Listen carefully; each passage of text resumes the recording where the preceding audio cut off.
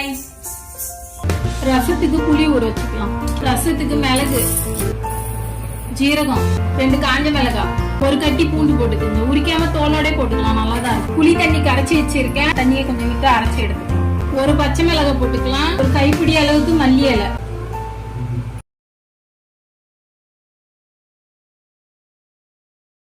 மஞ்சத்தூள், உப்பு தேவையான அளவு, கொஞ்சமா எண்ணெய் விட்டுக்கணும், கடுகு, கருவேப்பிலை, பெருங்காயத்தூள் கொஞ்சமா போட்டுக்கலாம்.